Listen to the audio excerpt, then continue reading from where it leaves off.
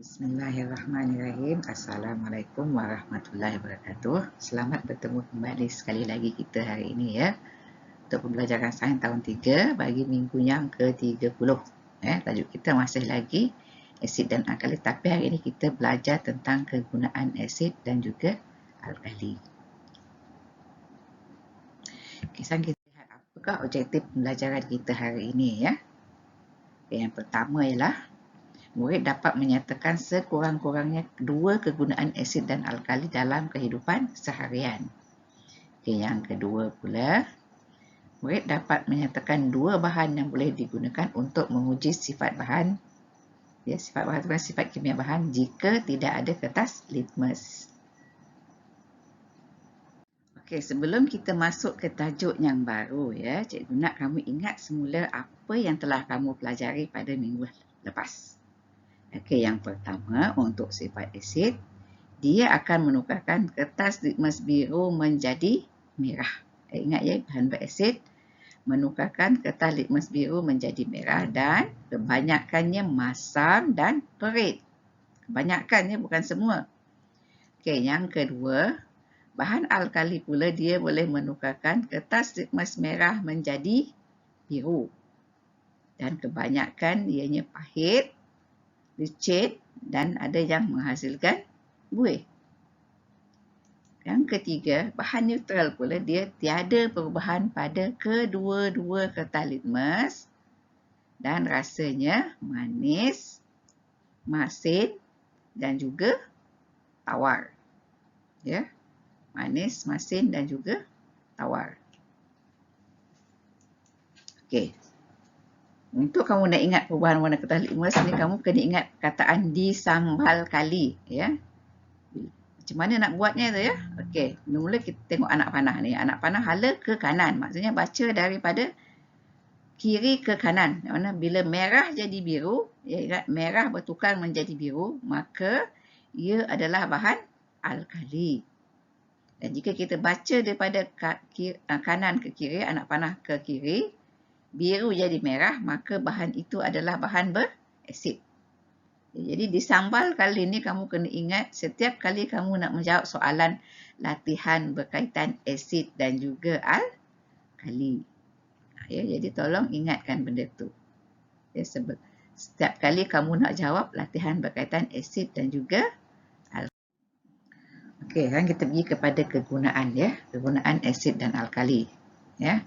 Bahan berasid dan bahan alkali ini banyak digunakan dalam bidang pertanian, perubatan dan juga produk kegunaan isi rumah. Contohnya katalah ubat gigi ya. Ubat gigi biasanya kalau kenapa kamu disuruh menggosok gigi setiap kali kamu selepas makan? Kegunaannya lah supaya bila kamu gunakan ubat gigi itu dia bersifat alkali. Kebanyakan makanan yang kamu guna, contohnya ya, gula itu bila dia bertindak balas dengan bakteria, dia akan menghasilkan asid. Ataupun kamu makan apa-apa saja makanan yang bila dia tertinggal di celah-celah gigi kamu tu, dia akan bertindak balas dengan bakteria, maka dia akan bertukar menjadi asid. Maka untuk menentukan asid yang ada di gigi, celah-celah gigi kamu itu, kita gunakan ubat gigi. Ubat gigi bersifat alkali. Jadi alkali campur dengan asid, dia akan neutral. Kalau kamu tak guna ubat gigi, nanti lama-lama gigi kamu akan rosak. Sebabnya asid ini sifatnya ialah menghakis. Menghakis. Yang kedua pula ialah tanah ya. Kamu biasa lihat ya, kalau kamu ada sawah lah, kamu bisa nampak kadang-kadang di sawah-sawah tu ada ibu bapa kamu taburkan sebut kapur ataupun kapur yang ditabur di sawah ataupun di tanah-tanah, di ladang kelapa sawit ke atau apa-apa saja. Tujuannya ialah untuk meneutralkan tanah yang terlalu berasid, tanah yang masam. Bila tanah terlalu masam, tumbuh-tumbuhan dia tak boleh nak tumbuh. Jadi untuk meneutralkan ataupun mengurangkan keasidan tanah itu, ibu bapa kamu gunakan kapur.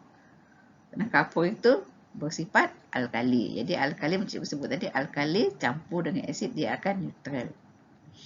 Yang ketiga pula ialah bila kamu digigit dengan serangga, sengatan, kamu gunakan benda yang bersifat asid. Contohnya seperti cuka, asam jawa, supaya dia boleh menghilangkan bisa sengatan serangga yang berbisa tadi ya. Kita guna benda yang bersifat asid, contohnya cuka ataupun asam jawa. Okey, yang keempat pula, ya, andai kata ya tangan kamu itu terkena cecair yang bersifat alkali terlalu banyak. Jadi cara macam mana kamu nak menghilangkan rasa licin, sebab kamu tahu ya, benda yang bersifat alkali ini rasanya licin. Jadi kamu gunakan asid juga. Asid yang gunakan ialah asam jawa untuk mengurangkan kelicinan yang ada di tangan. Itu ada cikgu beri 4 contoh ya, 4 contoh kegunaan asid dan alkali dalam kegunaan harian. Okey, apa agaknya bahan yang kita gunakan selain daripada kertas litmas untuk mengetahui sama ada bahan itu bersifat asid, alkali ataupun neutral. Asid ataupun alkali ya. Sebab kalau neutral kita tahu dia tak akan berubah. Kedua-dua tu akan tak berubah. Okay, yang pertama ialah kita boleh gunakan ekstrak bunga raya. Maksudnya bunga raya tu awak ramai-ramai atau awak blender, awak ambil air. Nah, itu kita katakan ekstrak bunga raya. Okay, yang kedua ekstrak kunyit. Sama juga kamu blender kunyit tu, ya, akan dapat ekstrak kunyit. Tahu tak kunyit tu macam mana? Kunyit tu ada pokok ya. Kamu boleh tanya ibu kamu kunyit tu macam mana. Ya. Okay, yang ketiga pula ialah ekstrak kubis ungu. Ya. Kubis ungu ni tahu kan? Kalau kamu pergi pasar raya ada kubis ungu. Sama juga mesti di blender, dikisar, dikisar menggunakan pengisar dan kamu dapat airnya. Itu ialah kubis ungu. Sekarang kita buat latihan daripada buku aktiviti. Ya. Ya, kita akan buat 4 muka surat ya. Okay, yang pertama ialah muka surat 70, muka surat 71, muka surat 75 dan akhir sekali ialah muka surat 111. Ya, sebabnya kamu cuti sekolah minggu hadapan. Jadi sepanjang cuti sekolah tu cikgu nak kamu buat ni lah. Latihan ni dalam masa seminggu tu ya. Buat latihan. Dan cikgu akan bimbing kamu bagaimana ingin kamu menjawab soalan yang ada dalam buku latihan tersebut. Buku aktiviti kamu tu ya. Ini adalah latihan di muka surat 70. Kamu just ikut saja apa yang cikgu jawab di sini ya. Maknanya cikgu berbimbing. Maknanya bukan kamu fikir sendiri. Jadi kalau kamu tak buat memang kamu tak patutlah pada cikgu sebab cikgu dah bimbing. Okey. Dia kata warnakan kertas litmas menggunakan warna yang betul. Okey, sebelum diuji kita akan warnakan semua kertas uji sini biru dan juga merah untuk bahan berasid. Bahan berkali pun sama. Ada kertas litmas biru, ada kertas litmas merah. Bahan neutral pun sama. Semuanya sama. Semuanya mesti ada 2 warna iaitu biru dan juga merah. Okey, selepas diuji. Warna merah. Ingat lagi tak kalau merah kalau guna berasid apa jadi? Kalau untuk kertas litmas berwarna merah untuk bahan berasid, dia tidak ada sebarang perubahan. Maknanya dia tetap akan jadi merah. Tapi kita perhatikan pula untuk bahan berasid jika kita guna kertas litmas biru. Ya, kertas litmas biru ni dia akan bertukar menjadi apa? Menjadi warna merah juga. Sebab tu cikgu colourkan dia separuh. Separuh menunjukkan asalnya ini ialah warna biru. Okey. Untuk bahan beralkali pula ya. Untuk bahan beralkali, kertas litmas merah ni apa jadi? Ya, dia akan bertukar menjadi biru. Jadi cikgu colourkan biru di sini. Dan apa jadi dengan kertas litmas biru di sini? Yang warna biru di sini dia akan sama saja ataupun tidak ada sebarang perubahan pada kertas litmas tersebut. Bagaimana dengan bahan neutral? Okey, bahan neutral yang seperti yang kamu sudah tahu, cikgu telah beritahu minggu lepas, ya. Tidak ada sebarang perubahan. Maknanya yang warna merah tetap warna merah. Yang biru akan tetap menjadi warna biru. Sama sahaja. Ya. Jadi kesimpulannya di sini ialah bahan berasid dia menukarkan ya, kertas litmas berwarna apa? Warna apa yang berubah? Okey, kertas litmas yang berwarna biru akan bertukar menjadi merah kalau asid. Ya, kalau beralkali pula, tengok yang alkali di sini. Ya, yang sini asalnya ialah merah. Ya, kertas litmas merah dia akan bertukar menjadi biru. Manakala neutral pula, ya, kertas litmus biru dan merah tidak berubah warna. Ya, tidak berubah warna. Inilah latihan di buku aktiviti muka surat 70. Sekarang kita pergi kepada pula latihan aktiviti di muka surat 71. Okey, sekarang kita pergi kepada latihan di muka surat 71. Ya, ingat ya, cikgu pesan tadi, bila kita nak jawab soalan berkaitan asid dan alkali, kita kena ingat perkataan apa? Perkataan disambal kali. Ya, kita tengok sini, sabun. Kamu tahu sabun itu ialah apa? Sabun itu ialah benda yang licin, berbuih. Licin berbuih itu adalah apa? Itu adalah alkali. Bila alkali, ingat di sini alkali ya. Ini alkali, baca hala ke sana, hala ke kanan. Ya, merah jadi biru. Jadi yang merah akan bertukar sini menjadi biru. Dan biru tu tidak ada perubahan lah sebab dia mesti warna biru. Okey, ya, sebab dia adalah alkali, dia mesti jadi biru. Untuk pembersih muka juga, pembersih muka sama juga, dia licin dan juga berbuih. Bila licin dan berbuih, ia adalah alkali. Jadi alkali sama juga macam di atas, jawapannya serupa. Merah jadi biru. Jadi merah sini jadi biru. Yang biru tetap sama, tidak ada perubahan. Kicap. Ingat ya, bila neutral dia masin, manis, tawar. Jadi kicap ni ada yang manis, ada yang masin, tak ada yang tawar. Jadi dia adalah neutral. Jadi bila neutral dia, merah tetap merah, biru tetap biru. Air asam jawa, ingat ya, kebanyakan sifat berasid dia masam. Ingat ya, dia masam. Bila dia asid, tengok sini, baca ke sana, asid dia tukarkan yang biru jadi merah. Jadi bila dia warna merah, dia ada berubah tak? Tidak. Jadi yang malam merah dah, sebab dia merah, maka dia tidak akan ada perubahan, maka dia akan kekal menjadi merah. Yang biru dia akan tukar jadi apa? Tengok warna biru jadi apa? Kalau baca ke sana, baca ke kiri, dia akan jadi merah. Ya. Minyak masak. Minyak masak apa rasanya? Tawar ya. Minyak masak rasanya tawar. Ingat, tawar itu adalah bahan neutral. Bila bahan neutral, tidak ada perubahan pada kedua-dua kertas litmus. Jadi yang merah tetap merah, yang biru tetap biru. Untuk air soya. Air soya ni kamu tak tahu dia rasa apa. Dia ada rasa manis, semua benda tu. Ya.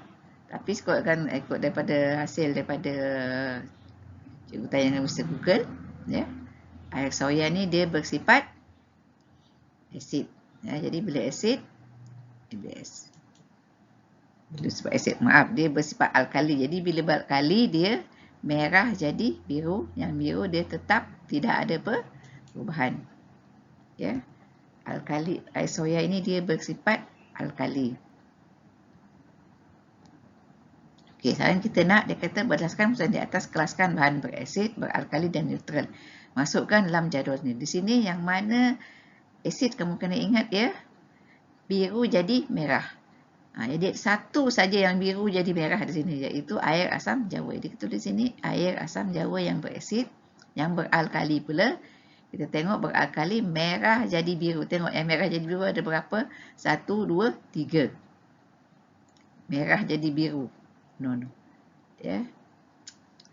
Ialah yang merah jadi biru mana ada sini ya. Merah jadi biru. Jadi yang beralkali di sini ialah ini merah jadi biru, air soya, pembersih muka dan juga sabun. Jadi sabun, pembersih muka dan air sekali ialah air soya. Yang neutral pula, yang tak ada berubah, sama saja. Kalau merah dia merah, kalau biru dia biru. Di sini ada dua, iaitu apa? Kicap dan juga minyak masak. Jadi kita tuliskan kicap dan minyak masak dalam ruangan neutral. Ya. Ini adalah latihan di muka surat 71. Sekarang kita pergi kepada latihan di surat 75. Dia kata sini, Aisyah ingin menguji sifat beberapa bahan, tetapi kertas litmusnya telah habis. Jadi yang mana yang dia boleh diguna untuk menggantikan kertas litmus. Dia kata warnakan jawapan. Ya. Okay, jadi kita nak guna apa? Ingat lagi tadi. Okay, kita boleh guna ekstrak kunyit. Cikgu warnakan macam ni. Kamu kena warnakan betul lah. Sebab kalau cikgu warnakan ni habis tak nampak dah kunyit ni. Ya. Jadi kamu gunakanlah pensel warna kamu. Ya. Dan satu lagi yang kedua ialah ekstrak bunga raya. Dan akhir sekali ialah ekstrak kubis ungu. Jadi kamu warnakan. Cikgu setakat bulatkan sahaja sebab kalau cikgu cakap tadi, kalau cikgu warnakan dah tak nampak gambar. Ya, jadi kamu warnakanlah dia. Okay, dengan menggunakan enjin carian, tuliskan cara menguji bahan berasid dan berkali menggunakan salah satu bahan tersebut. Maksudnya mana dia nak minta kamu Google. Dia minta kamu Google. Jadi cikgu dah Google. Yang macam mana caranya. Jadi yang pertama sekali sini cikgu tuliskan di sini ya. Kita nak uji air soda bikarbonat dan air lemon menggunakan ekstrak bunga raya. Kenapa cikgu pilih ekstrak bunga raya? Sebab ekstrak bunga raya ni senang kamu nak dapati. Senang kamu nak ambil. Kalau kubis bunga, kamu kena beli. Kalau kunyit, belum tentu rumah kamu ada kunyit dan kamu kena congkel. Tapi kalau guna bunga raya tu, kamu boleh petik sendiri tanpa menyusahkan ibu bapa. Kamu pergi je mana-mana rumah kamu ambil. Kamu ambil beberapa helai, contohnya 10 helai, kamu blender dia, kamu blender dia. Dan tapis dan ambil airnya. Ya. Ambil airnya, bunga. Tapi bunganya lah, bukan daunnya ya, ambil bunganya. Dia bergantunglah kalau bunga tu warna merah, merah lah airnya. Agak-agak merah lah. Kalau warna ungu, ungu lah ya. Okey, di sini apa yang perlu kamu buat? Ya. Kita nak uji apa? Air soda bikarbonat, air lemon. Kamu boleh try di rumah ni ya. Contohnya kamu nak uji yang ada di rumah kamu ialah asam jawa. Kamu ada apa ni? Serbuk pencuci. Serbuk pencuci. Tapi kadang-kadang ada juga yang tak sama jawapannya ya. Sebab kadang-kadang dalam bahan tu ada dicampur bahan lain. Sebab tu jawapan yang tak sama kadang. Okay, jadi apa yang perlu kamu buat ialah mula-mula kamu campurkan ya, kamu tadi dah ada apa ni, air soda bikarbonat dan juga air lemon. Air lemon kamu boleh guna air lemon nipis, air lemon kristal, sebarang benda yang masam lah ataupun cuka. Ya, kamu masukkan ekstrak bunga raya tadi ke dalam cecair tadi. Kacau dia ya, kacau lactose soda bikarbonat, air lemon dan telah dicampur dengan ekstrak bunga raya ni. Sudah telah tulis ekstrak bunga raya dan kamu dapati tinggal ni campurkan dengan ekstrak bunga raya tadi dan kamu akan dapati bila kamu kacau lama-lama air soda bikarbonat yang asalnya putih tadi tu dia akan bertukar menjadi biru gelap dan air lemon yang asalnya macam kuning-kuning sikit tu dia akan bertukar menjadi kemerahan. Ya, dia akan bertukar menjadi kemerahan. Ya, kamu boleh cuba di rumah lah kalau kamu nak cuba. Ya. Lepas tu send kat cikgu nak tengok ya. Kamu videokanlah supaya untuk nak tengok nampak perubahan tu. Kalau kamu just hantar gambar tak nampak dia punya proses tu ya. Jadi kamu boleh videokan. Okay, ini pula ialah latihan akhir sekali dalam buku aktiviti muka surat 11 kegunaan bahan berasid dan bahan bakai dalam kehidupan seharian. Okay, Yusuf menjaga kesihatan gigi dengan menggunakan apa? Menggunakan ubat gigi, kerana ubat gigi itu bersifat alkali. Sebab cikgu cakap tadi kalau kita sisa-sisa makanan tertinggal di gigi kita itu dia akan bertukar menjadi asid hasil daripada tindak balas bakteria. Bukan dia asalnya asid, tapi dia jadi asid sebab tindak balas bakteria kepada makanan itu menukarkan dia menjadi asid. Kini Pak Rosli menabur serbuk kapur yang bersifat alkali ke atas tanaman bagi mengurangkan sifat asid pada tanah. Ibu Alia dia menyapu cuka. Sebab ni namanya cuka. Tak bolehlah cikgu cakap asam jawa sebab gambarnya ialah cuka. Ya, yang bersifat asid pada pipinya yang disengat terbuang bagi rawatan awal. Maksudnya kena rawatan awal saja, bukan langsung tak pergi jumpa doktor. Ya. Okay, Mak Siti melumurkan tangannya dengan tengok ni gambar, ikut gambar ya, dengan limau ya, ataupun asam jawa, tak boleh menggunakan asam jawa yang bersifat asid bagi menghilangkan rasa licin di tangannya yang terkena bahan peluntur. Ya, inilah akhir yang terakhir. Ingat ya, ikut saja jawapan yang cikgu beri. Sekali terima kasih. Dan jangan lupa siapkan kerja yang cikgu beri ini. Ya, jangan lupa siapkan kerja cikgu beri ini sebab jawapannya dah ada. Kamu hanya tinggal tonton video ni dan salin semula sahaja. Okey, sekian, terima kasih. Ya, pastikan kamu menyiapkannya dalam tempoh seminggu minggu depan ya. Ya, sampailah ke PDPR minggu yang berikutnya.